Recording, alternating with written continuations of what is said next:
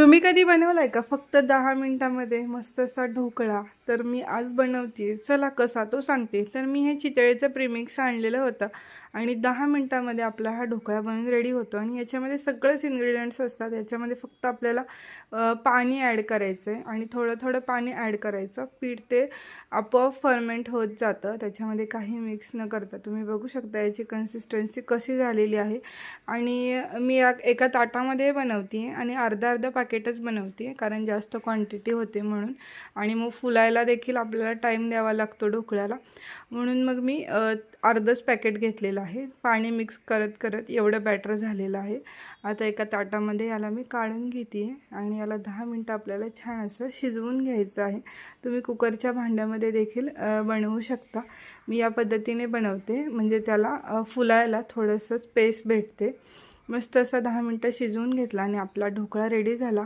याच्यावरती राई, जिरे, हिंग, कढीपत्त्याची फोडणी द्यायची, थोडीशी कोथिंबीर भुरभुरायची आणि पाण्यामध्ये साखर टाकून ती देखील याच्यावरती टाकायची.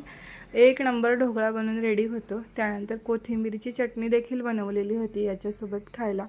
मग ताईंचं आलेलं होतं एक पार्सल, त्यांचा बड्डे जवळ येतो आहे म्हणून त्यांनी 2 ड्रेस ऑर्डर केलेले होते आणि दोन्ही ड्रेस खूप छान आलेले होते. एक कॉटनमध्ये होता आणि एक थोडासा पार्टीवेअर होता.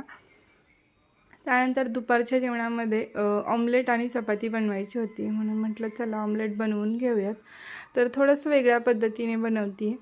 तर अंडं फोडून घेतले, त्याच्यामध्ये लाल तिखट, मीठ, त्यानंतर ब्लॅक पेपर टाकायचं आणि थोडीशी हळद छान असं फेटून घ्यायचं. आणि तवा एका साईडला गरम करण्यासाठी ठेवला आहे. तव्यावरती थोडंसं तेल टाकायचं. त्यानंतर हे जे ऑमलेट आपण फोडून घेतले ते टाकायचं आणि मग मी वरतूनच कांदा, कोथिंबीर आणि हिरवी मिरची टाकते आहे, जेणेकरून एका साईडने भाजताना कांदा थोडासा क्रिस्पी होतो आणि खायला हे छान लागतं.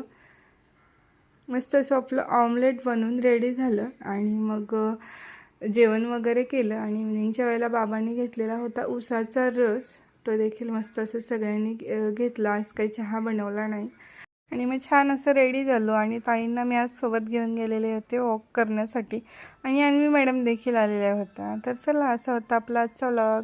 व्हिडिओ आवडला असेल तर सबस्क्राईब करा.